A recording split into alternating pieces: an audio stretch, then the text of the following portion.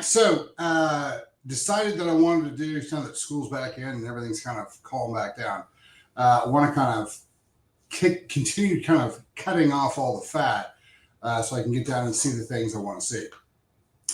So whenever I put together a plan like this, whether it's for me or for anybody else, one of the big things we always want to go through are the goals. Now, I'm about 260-ish, 260, 265 right now, depending on how much water I'm drinking. I don't really care that much about my weight. I talk to people all the time that weight's something big of a deal and you shouldn't really focus on it. And I'm not really focused on my weight. So whatever happens with weight, I don't really care. If we go down, great. If we go up, great. I'll monitor it just because people always ask. So real quick, just I'll post these sooner or later, but basically my goals for this over the next 100 days, we'll do this cut. And there are 1,000 ways you could do this. The way I'm doing it is the way that I think will be the most fun and that I want to do it. This is more like a little challenge than it is anything else. So I want to stay in the 250, 255 weight range. Again, I don't care that much. If I end up being 245 or 260, I don't really care. I do want to lean out. I do want to see the musculature underneath. So like I want to see my serratus. I want to see my abs without flexing. I want to see the individual muscles in my back. I want to lose this slowly. I don't want to have any saggy skin. I'm 45, so that's a big one for me. I also want to stay in the same clothes. I actually don't want to get any bigger. So I want to stay in the same clothes. And that's pretty much the major focus on that one. I've got all my weights down, my training weights down. I want to stay there. So when we start looking at, for instance, I want to do my flies with cable flies with 60 pounds for 21 reps on my 5th set. And then I still want to be able to do 95-pound dumbbells for a 10-7-5 set. The splits on these are going to be about 90 to 120 seconds. So that's basically where we're going to stay on these, which means strength's going to come up just a touch. I'm going to have to add some more muscle for this one.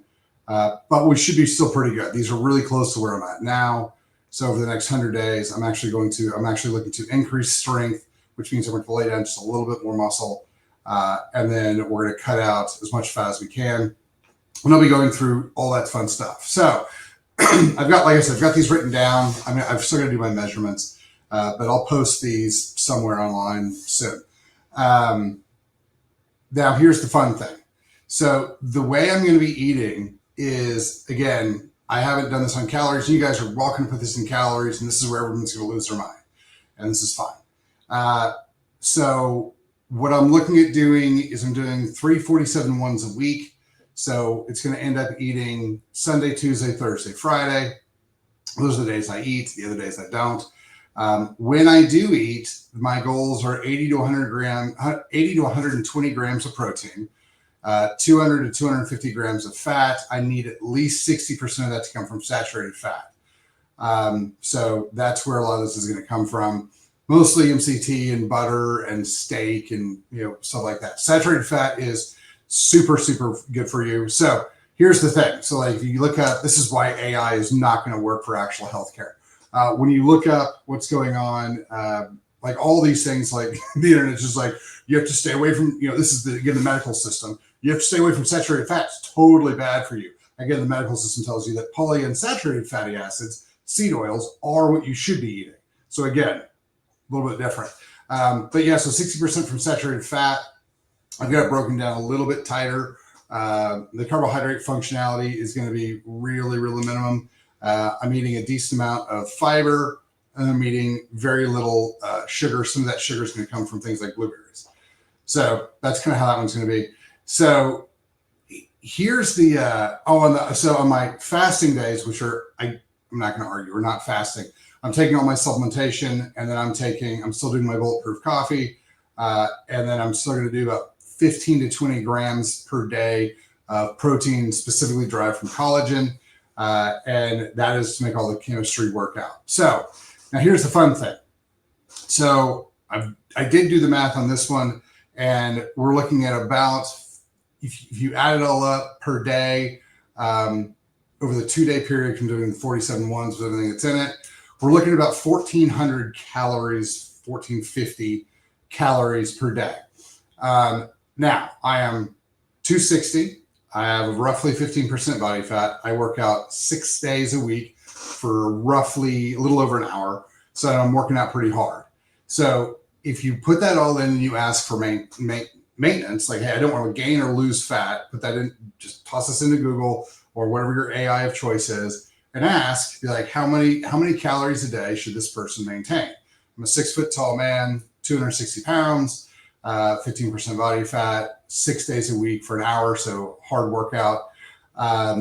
It's going to tell you somewhere between 4,200 and 4,500 calories a day to maintain. And so you can kind of do the math on this. If we're doing roughly 100 grams of protein, that's 400 calories. If we're doing 220, what is that? 200 times it's 18. So you're looking at about 2,200 calories a day on the days that I eat. And then since we're doing that every half day, the number I came up with was roughly over the 48-hour period, you're looking at about 1,400 calories. Again, I've got to increase muscle mass, I've got to increase strength, and then I've got to decrease fat. So that's kind of where I'm at. And so when we start looking at, where we're trying to break all these things down, that's where it is. So I'll put the body measurements in, and when I get those later today, and I'll post all this stuff so that you guys can see it. But that's basically where we're at, and that's kind of where we're trying to go with it. So, and I'll do some check-ins and stuff like that, probably, I don't know, once or twice a week. So that's kind of where we're starting. And so we're going to do for the next 100 days, we're going to do just a general cut. But here's the fun thing, like on the food, I want to eat what I want to eat.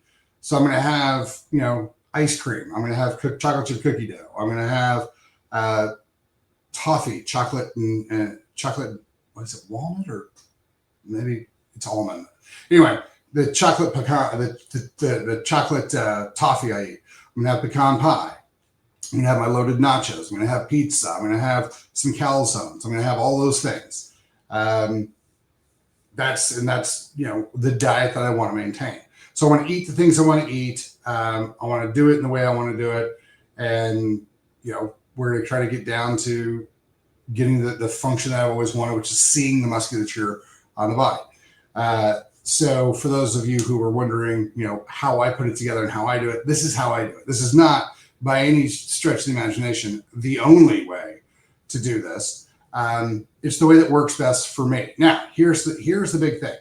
When you're designing a diet, it depends entirely on the person. I was working with the pro yesterday.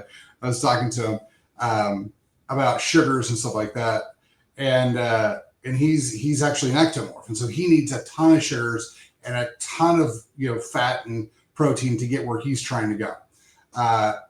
As an endomorph, I don't.